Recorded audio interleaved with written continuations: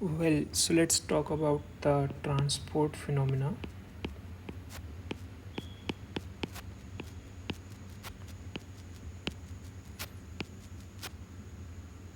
Okay, so as the name suggests, right, transport का मतलब अगर हम डेली लाइफ में देखें तो कुछ चीज़ एक जगह से दूसरी जगह पे ट्रैवल कर रही है, राइट. कोई कोई एंटिटी है जो ट्रैवल कर रही है, ट्रैवलिंग को ट्रांसपोर्टेशन बोलते हैं, राइट. फाइन. तो बात ये है, अभी तक जितना भी हमने थर्मोडाइनमिक्स पढ़ा हुआ है, राइट, थर्मोडाइनमिक्स पढ़ा हुआ है, चाहे हमने काइनेटिक थ्योरी ऑफ गैसेस पढ़ी हुई हो, या फिर first law, second law, zeroth law पढ़ा है, so you must have seen कि सब कुछ हमने थर्मोडाइनमिक इक्विलिब्रियम पे पढ़ा हुआ है, राइट. और थर्मोडाइनमिक इक्विलिब्रियम का क्या मतलब होता है?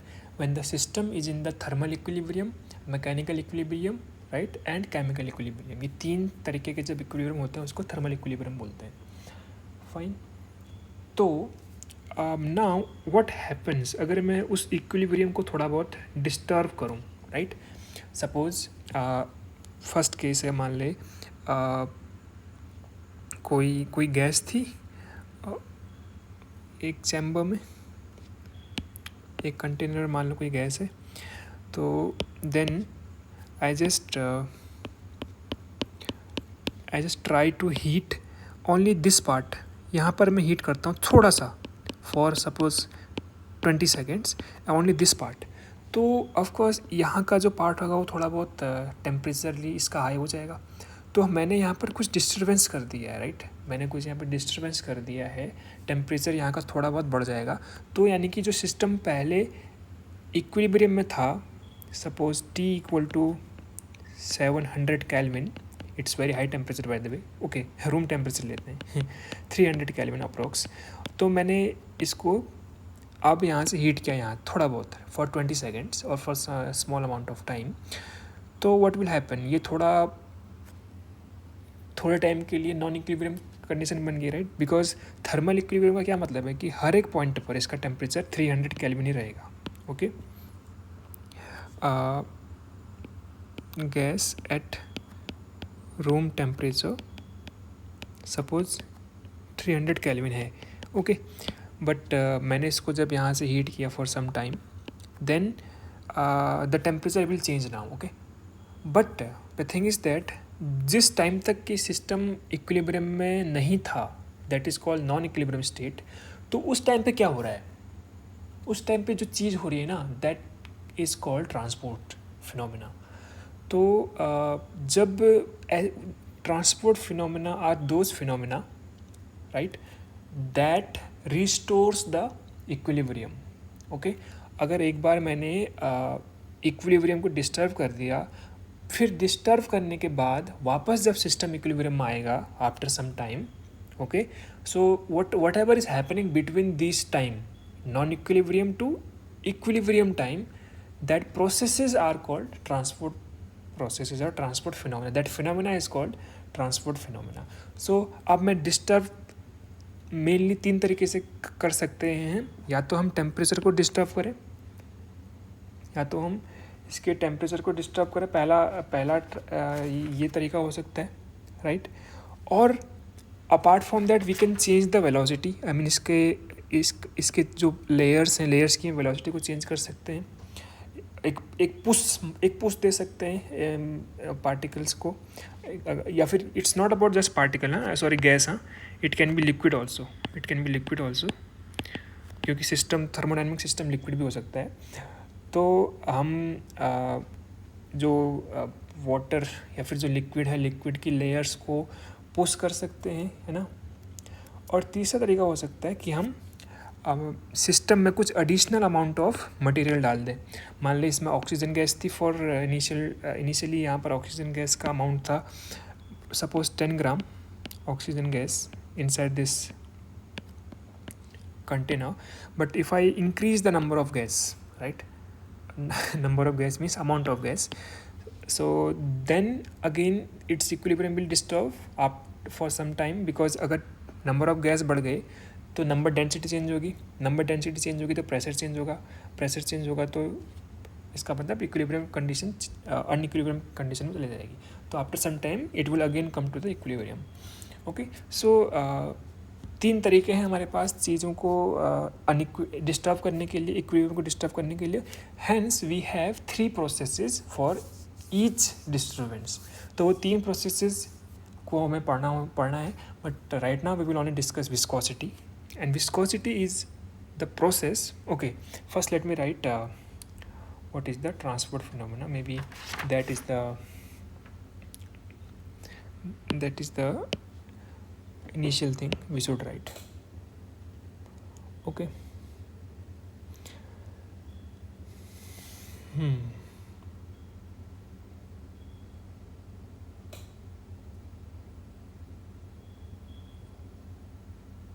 Transport phenomena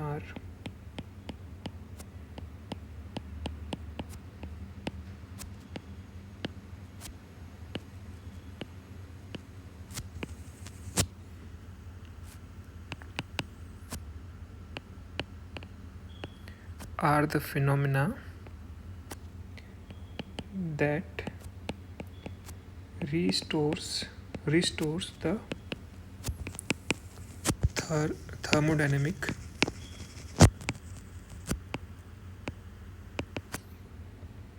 इक्विलिब्रियम का मतलब होता है thermal plus mechanical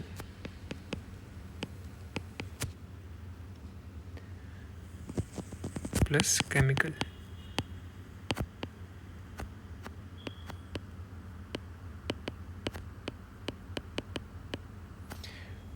Equilibrium. Okay, fine.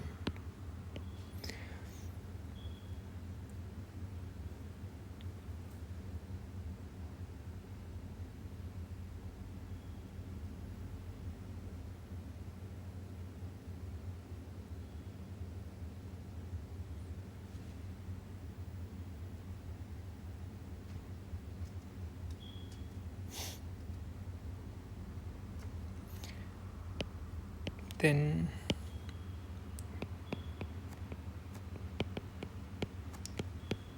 the transport phenomena are brought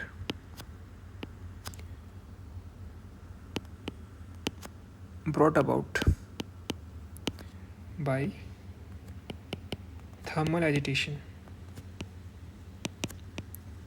thermal agitation का मतलब क्या है कि या तो हम उसका टेम्परेचर चेंज कर दें हीट करके, ओके, या फिर हम उसमें नंबर ऑफ एजिटेशन, मतलब ये जो वर्ड है ना एजिटेशन, दिस वर्ड, इसका मतलब होता है कि कोई कुछ डिस्टर्बेंस करना. ओके, सेकिंग करना, सेक कर दिया उसको, सेक करके हम उसके जो गैस का या लिक्विड का जो लेयर था उसको हम, जो मैंने पहला वाला बताया था, लेयर्स में मोमेंटम ऐड कर सकते हैं. और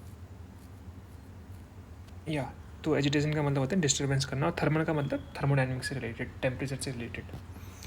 ओके, तो ट्रांसपोर्ट फिनोमेना होता कैसे है, उसको लाएं कैसे, इसलिए इसको यहाँ पर मैंने लिखा हुआ है कि the transport phenomena are brought about. Brought about का मतलब होता है कि उसको लाना, उस चीज़ को उस चीज़ का उसकी हैपनिंग होना, उसका होना कैसे होता है ये चीज़ें. ठीक है. सो we will see the first transport phenomena, that is called viscosity.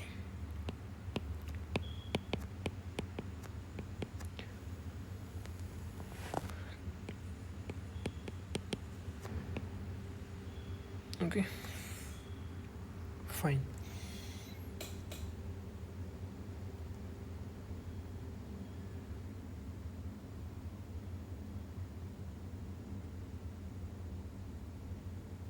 So viscosity you have seen in your, at least in your last semester, right?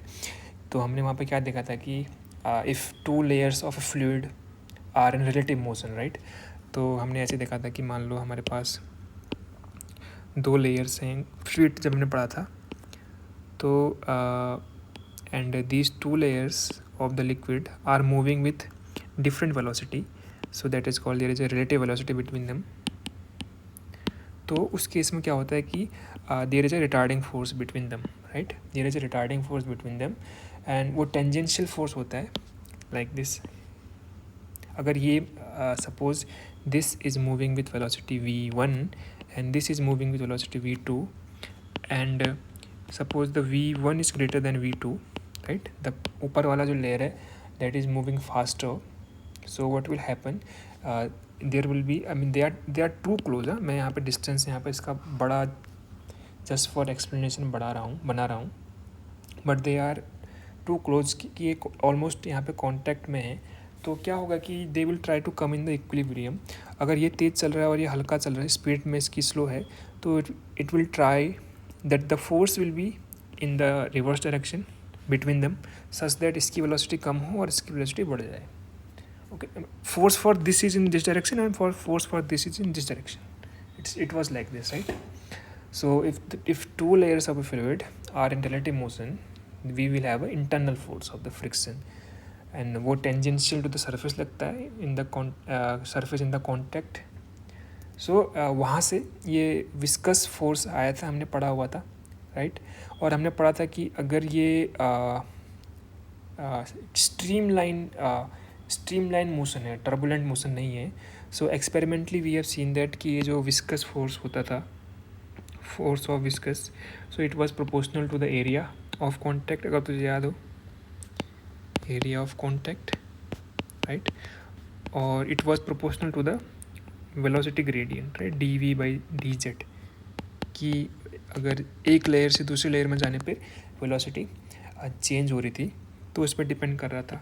और हमने देखा था कि अगर ये हम दोनों को मर्ज करें, दोनों रिजल्ट्स को मर्ज करें, ये एक्सपेरिमेंटली देखा गया था,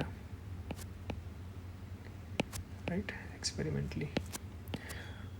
तो it will be like this, area times dv/dz. thus then if we remove this proportionality constant, then we had this thing, eta times a dv/dz. This eta was nothing but viscosity coefficient, right? Coefficient of viscosity. So this is what we need to find out today.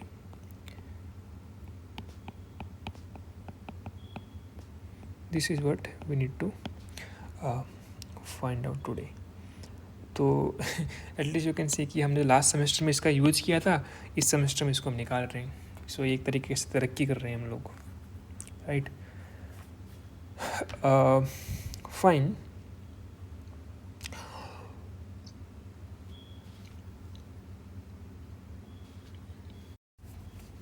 Okay, तो अब हम मानते हैं कि हमारे पास एक non equilibrium fluid है या फिर नॉन इक्विलिब्रियम गैस है. ध्यान देना यहाँ पर ये कौन सा इक्विलिब्रियम की हम बात कर रहे हैं, मैकेनिकल इक्विलिब्रियम की हम बात कर रहे हैं, राइट, क्योंकि यहाँ पर टेम्परेचर का कोई रोल है नहीं. हम टेम्परेचर को हम बड़ा घटा नहीं रहे हैं, हम मैकेनिकल इक्विलिब्रियम की बात कर रहे हैं. तो if you take a non-equilibrium system taking a non-equilibrium gas or fluid,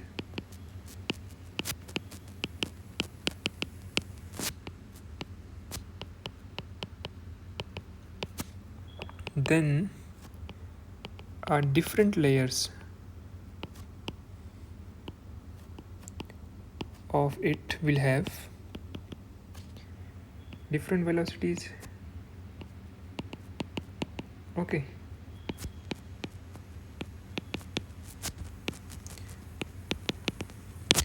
fine. तो हम एक पहले कोऑर्डिनेट सिस्टम बना लेते हैं ताकि चीज़ें समझ में आ जाए. तो ये x है, ये y है और ये z है, राइट. तो हम xy प्लेन पर लेयर्स बनाएंगे ऐसे, लाइक दिस. तो suppose we will take this layer starting from here.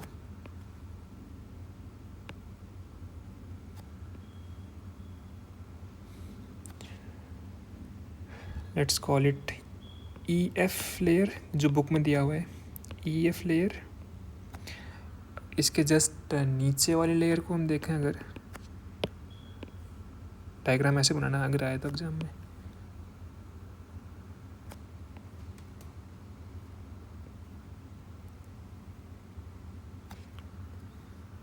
You have to make 3 layers, right? That is important to remember. As for derivations are concerned, derivation जहाँ तक बात है, हमें 3 layers बनानी है like this. बाय द वे ये इसका colour भी चेंज कर लेते हैं.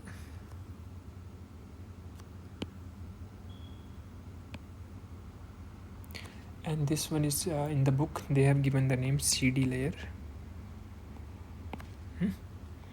And there is one more layer in between.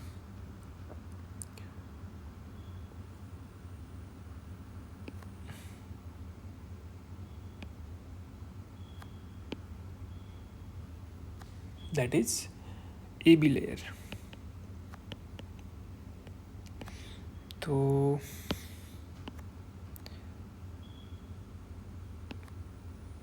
right,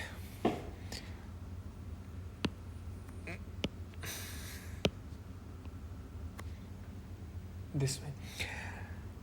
Fine. And now we assume that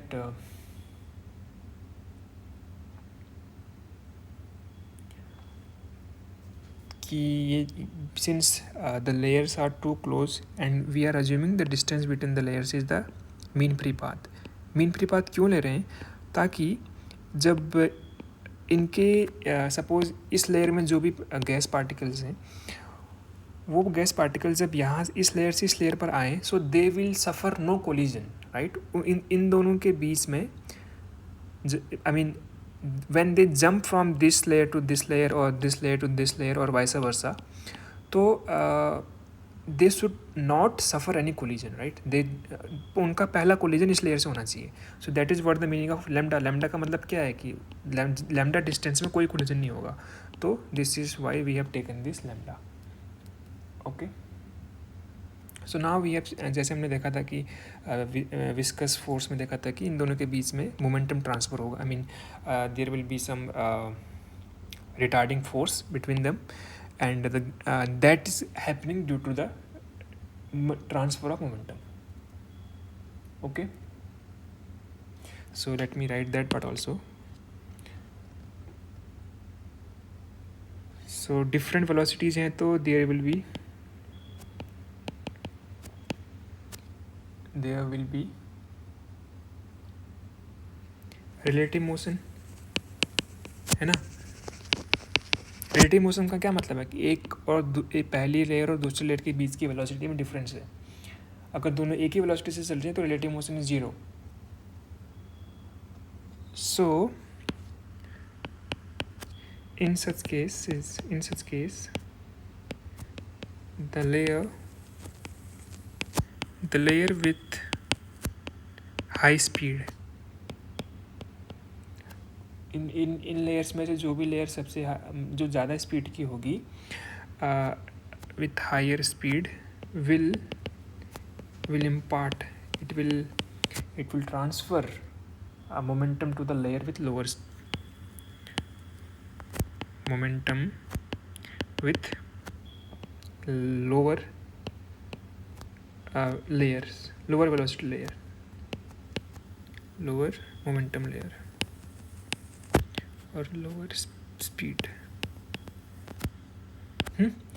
अब बात ये कि ऐसा क्यों, अगर ये तेज़ चल रहा है सपो, और हम मान लेते हैं कि velocity gradient is along Y Z axis, velocity gradient is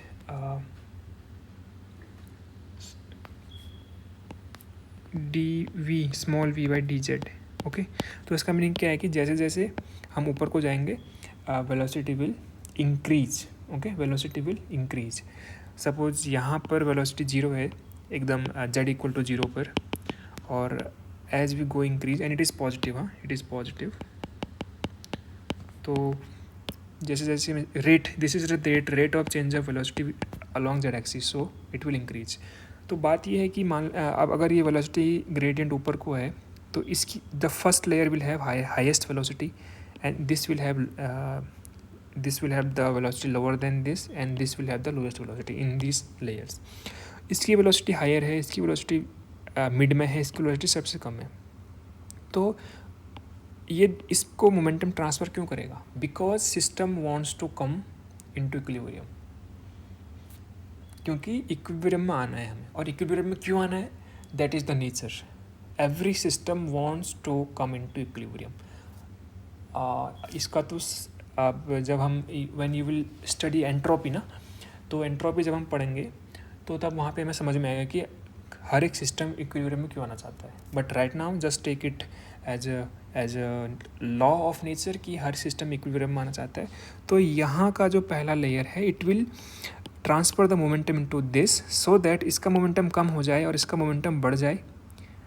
और ये यहाँ के जो पार्टिकल्स हैं they will exert momentum into this layer, इसका ताकि इसका भी मोमेंटम बढ़ जाए, सो दैट ओवरऑल सबका मोमेंटम इक्वल हो जाए। अगर सबका मोमेंटम इक्वल हो गया तो वेलोसिटी ग्रेडियंट हट जाएगा, राइट। और तब सब के सब लेयर्स आपस में सेम वेलोसिटी से चलेंगे। इसका मतलब हम नॉन इक्विलिब्रियम स्टेट से इक्विलिब्रियम स्टेट में आ गए। That is the whole picture. But now we want to see कि ये जो हो रहा है पूरा प्रोसेस, इसमें ये जो विस्कोसिटी कोफिशिएंट आ रहा है उसका क्या रिलेशन है बाकी चीज़ों से, कैसे उसको कैलकुलेट करें, राइट। क्योंकि हमने देखा था कि फॉर्मूले में ये आता है force exerted by this is eta, तो we want to see the calculation for eta. Okay, I think the picture clear होगी।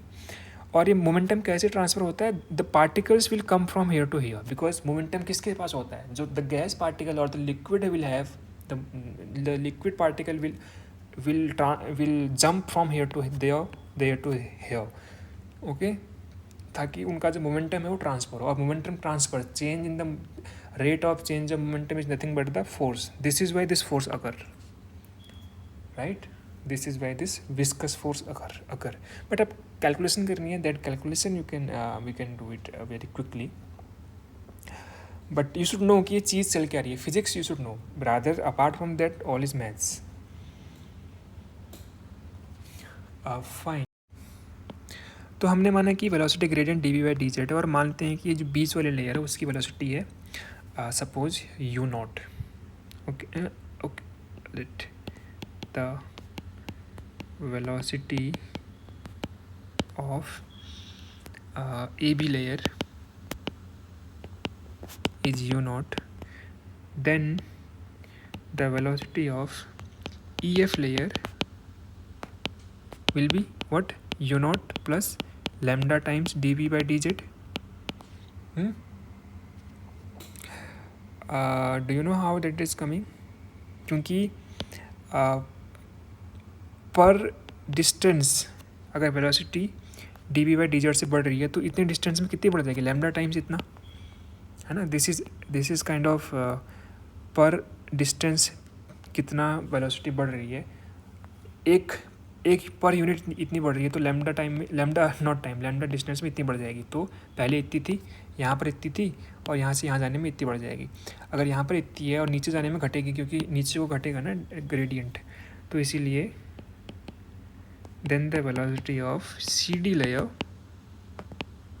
will be u naught minus lambda dv by dz। Layer का मतलब क्या है कि इस लेयर में जितने भी पार्टिकल्स होंगे उनकी सबकी वेलोसिटी ये रहेगी, इस लेयर में पार्टिकल्स की वेलोसिटी ये रहेगी, similarly for top layer. Okay, now और वेलोसिटी हम क्यों निकाल रहे हैं? क्योंकि इन्हीं वेलोसिटी के साथ वो पार्टिकल एक लेयर से दूसरे लेयर में हॉप करेंगे, कोई जंप करेंगे, राइट। और वही मोमेंटम लाएगा। बट हमें मोमेंटम के लिए क्या चाहिए? मास भी चाहिए।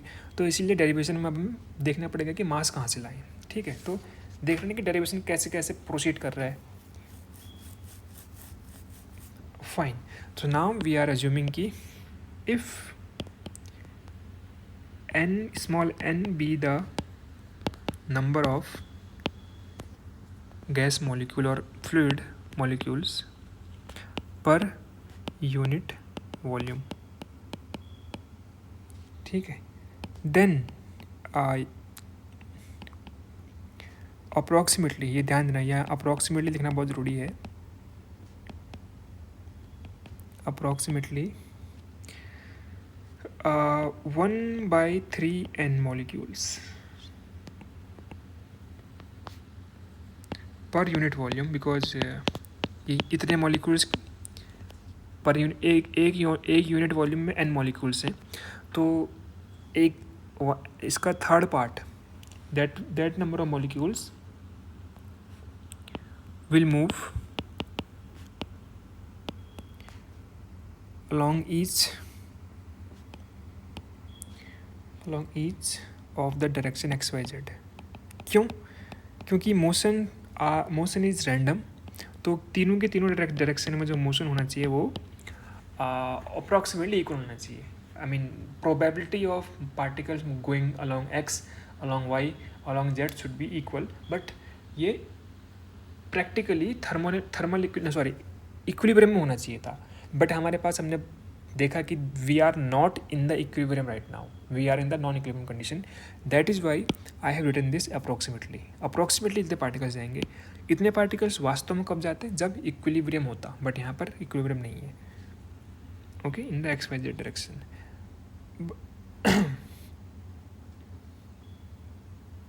And therefore X Y Z direction में भी, if we just talk about plus z direction, right, plus z direction, then on average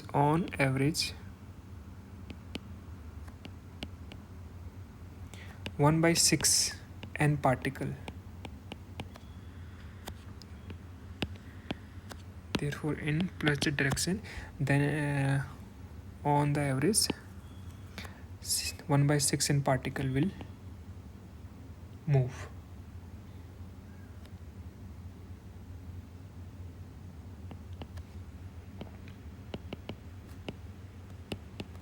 और हम प्लस जेड की बात क्यों कर रहे हैं? क्योंकि जो लेयर्स हैं वो अलग अलग जेड डायरेक्शन में है ना. तो बात क्या है कि हमारे पास x minus X, Y minus Y, Z minus Z 6 directions हैं, और 6 के 6 डायरेक्शंस में हमारे पास इक्वल प्रोबेबिलिटी है पार्टिकल्स के जाने की, अप्रॉक्सीमेटली इक्वल प्रोबेबिलिटी है पार्टिकल्स के जाने की. तो इसलिए हम मान रहे हैं कि प्लस जेड डायरेक्शन में this number of particles will move. Okay, तो जो पार्टिकल्स प्लस जेड डायरेक्शन में जा रहे हैं ना, वो पहले हैं कितने ये पता मुझे. तो वो नंबर ऑफ पार्टिकल्स कितने हैं, क्योंकि हमें पता है कि n is the number density, right, और 1/6 फैक्टर आया प्लस जेड डायरेक्शन जाने के कारण. तो ये number of particles going two plus Z directions per unit volume is this. Per unit volume इतने, बट हमें चाहिए कितने नंबर ऑफ पार्टिकल्स है ना, तभी तो हमें पता चलेगा कितना मोमेंटम ट्रांसफर हुआ. हमें नंबर्स चाहिए, ये तो अभी नंबर डेंसिटी है, we want number, so we need to multiply it by some volume. ठीक है, वो वॉल्यूम क्या होगा, that is important to determine. ठीक है, ये होगा number of particle moving towards plus Z direction, right. This is the number of particles. But now हमें क्या देखना है, हमें देखना है कि कितने पार्टिकल्स जेड डायरेक्शन में जा रहे हैं, प्लस जेड डायरेक्शन में जा रहे हैं, जो इससे क्रॉस होंगे, इस एरिया से क्रॉस होंगे, राइट. हमें कोई भी रैंडम एरिया नहीं लेना है, हमें इस वाले लेयर से फ़र्क पड़ रहा है. तो मान लेते हैं हम कि इस लेयर से जाने वाले पार्टिकल्स के कॉरस्पॉन्डिंग वॉल्यूम क्या होगा, राइट. तो we are taking average speed of the particle, not the RMS speed. let the average speed of particle or the molecule is v bar. Okay, then in 1 second distance traveled is v bar. एक second में इतना ही तो distance travel करेगा वो एक particle की हम बात करें अभी. लेकिन अगर हम हमें टोटल नंबर ऑफ पार्टिकल्स चाहिए, right. That is important to understand. मतलब ये चीज़ बड़ी कन्फ्यूजिंग है यहाँ पर. ये चीज़ ध्यान रखना कि हमें नंबर ऑफ पार्टिकल्स चाहिए total that is going towards plus the direction and passing through the area, right. तो ये जो वॉल्यूम होगा ना, ये जो वॉल्यूम होगा, this volume will be c times, क्योंकि इतनी डिस्टेंस हमने ट्रैवल करी है पर सेकेंड में, times the small area, I mean we are, let's take small area D A,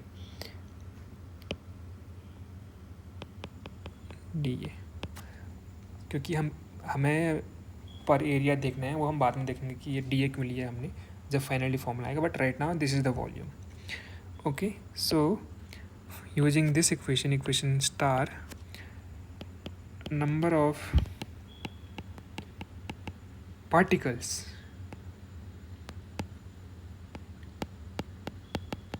passing through dA area in 1 second, that is important, is 1/6 n times volume, that is volume is c bar times dA. Okay, एक बार repeat कर देता हूँ. ये हमारा A B surface है और हम उन पार्टिकल्स की बात कर रहे हैं जो प्लस जेड डायरेक्शन में जा रहे हैं. उनकी नंबर डेंसिटी कितनी थी? 1/6 n. बट अब हमें चाहिए था वॉल्यूम, क्योंकि पार्टिकल्स के लिए हमें नंबर ऑफ पार्टिकल्स के लिए हमें वॉल्यूम को मल्टीप्लाई करना पड़ेगा डेंसिटी से. तो 1 सेकेंड में ये v डिस्टेंस ट्रैवल कर लेगा. तो अब लेकिन ये v डिस्टेंस ट्रैवल कर लेगा तो मान ली इतना एरिया इसने कवर किया, तो ये जो सिलेंडर बनेगा हमारा, इस सिलेंडर का जो वॉल्यूम होगा, that volume will be considered here, right. For D A area से कितने पार्टिकल्स ट्रैवल करेंगे. For full area that is the different thing, because यहाँ से वो यूनिफॉर्म नहीं है ना पार्टिकल्स का मोशन, तो इसलिए हमने अभी डी ए लिया है. फाइन, आई थिंक इतना क्लियर है. तो if you see, if mass of each particle is m,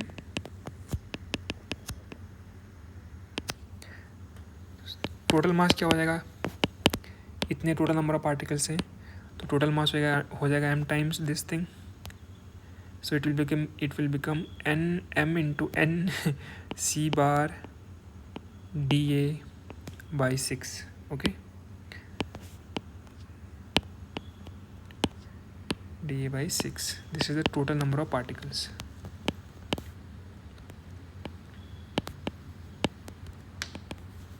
Total number of particles, mass of total mass of particle, that the same thing, passing through dA area in 1 second.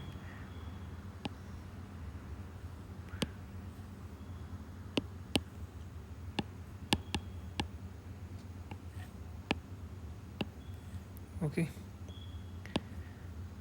so this is the thing. Now for momentum we want to multiply it by velocity of the particle, right. क्योंकि यहाँ पर जो velocity है, ठीक, I mean suppose इस layer की हम बात करें, इस लेयर से जो पार्टिकल्स आ रहे हैं, इस लेयर के जो पार्टिकल की वेलोसिटी वो क्या है? u0 plus this one, right, this one. Okay, therefore we will write here कि the momentum transfer, कितना वहाँ से मोमेंटम ट्रांसफ़र हुआ फ्रॉम लेयर, फर्स्ट लेयर कौन सी वाली है? EF,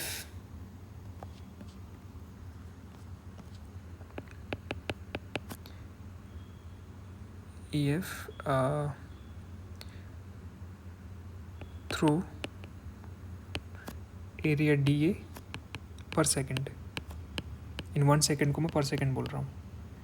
is nothing but this mass into the velocity of the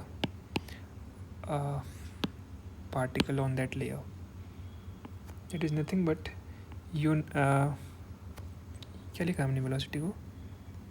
हाँ u naught plus D V by D Z, इतना मोमेंटम ट्रांसफ़र हुआ पहले वाले लेयर से दूसरे वाले लेयर के बीच में। फाइन।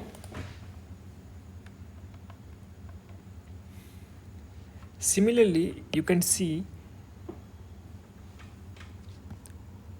जो ये वाली लेयर है, C D layer with the same area will transfer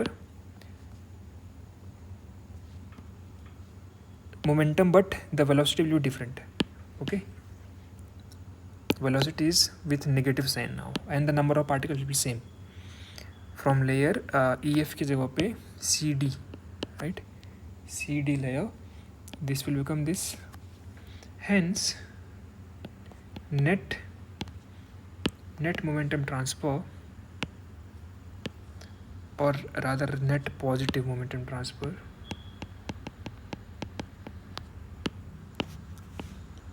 क्योंकि हमें पता है कि ये मोमेंटम हाई है। क्यों? क्योंकि ये चीज़ कॉन्स्ट दोनों में कॉमन है, बट स्पीड इसकी हाई है, तो ये पॉजिटिव है और ये नेगेटिव नंबर। अगर हम डायरेक्शन इसको पॉजिटिव लेंगे, नीचे वाले डायरेक्शन को पॉजिटिव लें, ऊपर वाले डायरेक्शन को नेगेटिव लें, तो so the net positive momentum transfer per second ध्यान देना, पर सेकेंड डाउनवर्ड, क्योंकि नेट मोमेंटम डाउनवर्ड आएगा through area D A is nothing but the sum of these two, sum मतलब vector sum of these two thing, but it will become simply minus sign, with minus sign. So M N C bar D A ये common था, and you need to subtract because दोनों की direction opposite है, एक का momentum नीचे को था, दूसरे का मोमेंटम ऊपर को था, तो ये बनेगा लाइक दिस, है ना। आई मीन इसको ऐसे लिख सकते हैं,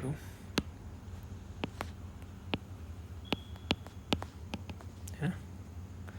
सो you can see that this you not और you net cancelled out. What is this C bar? C bar क्या है? मैं किताब का मैंने कुछ कॉपी कर लिया I think.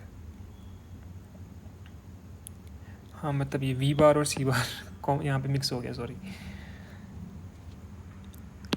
Okay, so this will become, okay, this is with minus sign, simply this will become 2 times lambda naught dv by dz, hence 2 and this will cancel, the final term is 1/3 mn c bar dA lambda dv by dz. This is the net momentum transfer per second downward through dA area. Fine.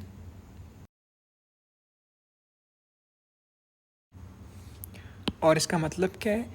This is the I mean you know the momentum transfer per second is force, and it is going through the force is acting on the dA area.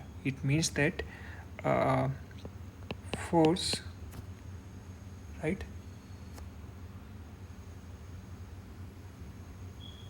Okay, I think it is better to say that yeah, this is the force acting on dA area, right? It is equal to 1/3 mn c bar dA lambda dv by dz. Okay, and if you remember at the outset we have, I mean at the starting point we have seen the force between the layers, if the contact area is A, is this one, right? So we can use this equation there, also.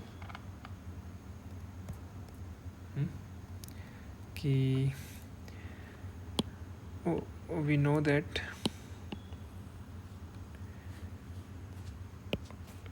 also we have force acting on layers with contact area F, contact area A is F equal to eta A dV by dz, right? dV by dz. Therefore, for dA area, contact of dA area, the force will be simply eta dA dB by dz. Fine. Therefore, if you compare 3 and 4, let's call it 3 and let's call it 4. So what do you get? 1/3 m eta c bar dA lambda dV by dz equals eta dA dB by dz. You can cancel out dA dB by dz. You get eta equals 1/3 m times wait, what did I do? This is not eta, this is n c bar lambda. And you know what is the m? M is the mass of one molecule, and this is the total number of molecule per unit volume. So this multiplication will give you the mass density rho c bar lambda. So this is your formula for viscosity. Okay, so you should remember कि ये जो quantities हैं क्या है? Mass density,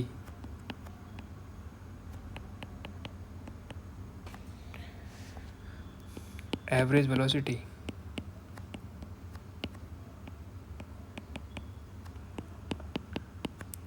mean free path.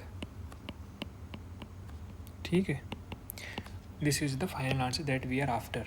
Okay, now we want to see कि ये चीज़ depend कैसे करती हैं बाकी thermodynamic. Okay, sorry, what is happening here. So we want to see कि ये जो चीज़ है बाकी थर्मोडायनेमिक वेरिएबल पे कैसे डिपेंड करती है, right? We want to see that part. Okay, so first thing is the temperature.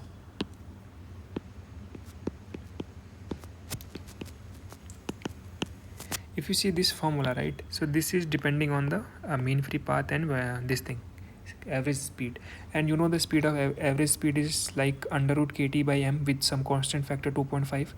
I don't remember ये 2.5 ये क्या है, but you can see, but it is depending on the under root, it is proportional to under root t. So therefore eta is also proportional to under root t. But the second part is on the pressure. Pressure पर कैसे dependent है? ये pressure के independent है, by the way. This is independent of pressure. The reason behind it that कि pressure बढ़ने के साथ रो भी बढ़ता है. क्यों? क्योंकि प्रेशर बढ़ेगा तो पार्टिकल्स पास आएंगे, और पार्टिकल पास आएंगे तो डेंसिटी बढ़ेगी. और अगर प्रेशर बढ़ने के साथ साथ ये लैम्डा घटता है तो और सेम प्रोपोर्शन में घटता है, तो ये दोनों एक दूसरे के इफेक्ट को कैंसिल कर देते हैं. इसीलिए लैम्डा और रो दोनों का कंट्रीब्यूशन ईटा को इंडिपेंडेंट बना देता है प्रेशर के. So this is all. Yeah, how it depends on the temperature and pressure.